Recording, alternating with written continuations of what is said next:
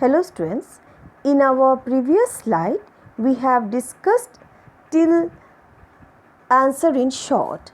So now we will be starting the at length sec portion from chapter 3. At length. First A, explain the following terms. Life processes. The basic functions which allow living organisms to live on earth are known as life processes. Number 2, chlorophyll. Chlorophyll is a green pigment in leaves which helps to capture the sun's energy. Number 3, variegated leaves. Leaves which have white and green parts in the same leaf is called variegated leaves. Number 4, ATP. ATP is the energy-rich chemical molecule that is released due to breakdown of food. Next, number B, differentiate between the following. Number 1, aerobic respiration and anaerobic respiration. So you will make two columns. So under aerobic respiration, the first point is proceeds in presence of oxygen. Under anaerobic, proceeds without using oxygen. Second point under aerobic, end products are carbon dioxide and water.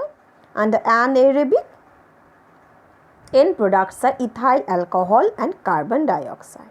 Third point under aerobic respiration, 38 molecules of ATP are released, and the anaerobic, only 2 molecules of ATP are released.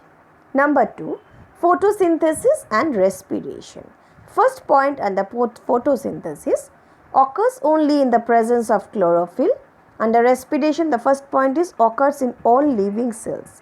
Second point under photosynthesis occurs only in presence of light, and respiration occurs at all times. Third point uses carbon dioxide and water. Under respiration, third point is uses oxygen and glucose. Fourth point under photosynthesis, oxygen is released as an end product. Under respiration, carbon dioxide is released as end product. And fifth point under photosynthesis, food is manufactured, and under respiration, food is broken down. Next, difference between stomata and lenticels. Stomata are minute pores on one or both surface of leaves which help in the exchange of carbon dioxide and oxygen. Under lenticels, lenticels are small pores present on the surface of mature roots and stems through which the exchange of gases takes place.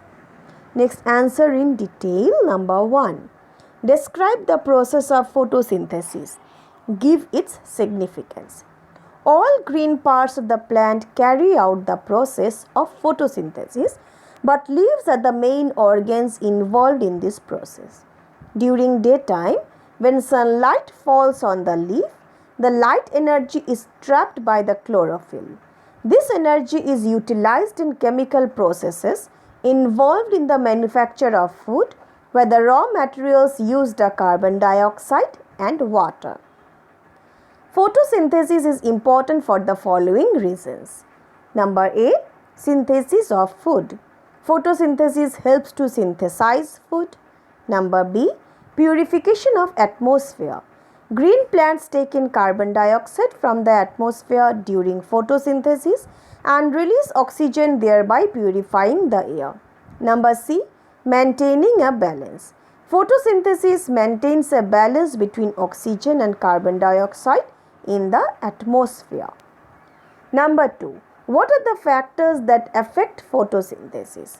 The factors that affect photosynthesis are carbon dioxide. As the amount of carbon dioxide in the air increases, the rate of photosynthesis also increases. Number B, water. The scarcity of water due to reduced absorption from the soil or due to excessive loss through transpiration reduces the rate of photosynthesis due to closure of stomata.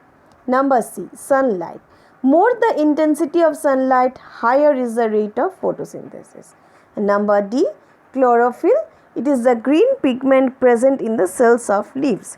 Photosynthesis takes place in presence of this pigment only. Question number 3. Explain the structure and working of stomata with the help of a suitable diagram. Stomata are minute openings occurring in large numbers on the lower surface of a leaf. They consist of a pore surrounded by two bean-shaped gourd cells. When water enters the gourd cells, they become swollen and the outer thin walls are pushed outwards.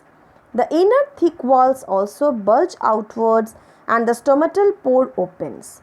On the other hand, when water moves out of the gourd cells, they become loose and the outer thin walls move towards the pore and the stomatal pore closes.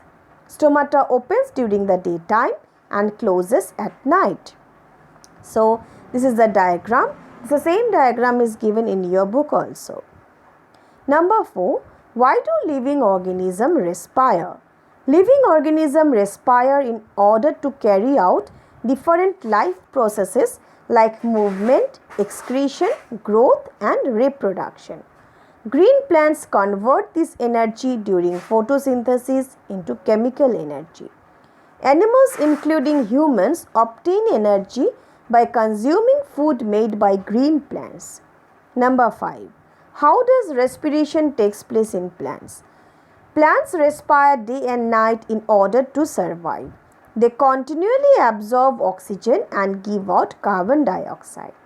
The exchange of gases in plants takes place by the process of diffusion through stomata present mostly on the lower surface of leaves. In mature roots and bark of woody stems, exchange of gases takes place through lenticels. So here we are finishing our chapter 3. Thank you.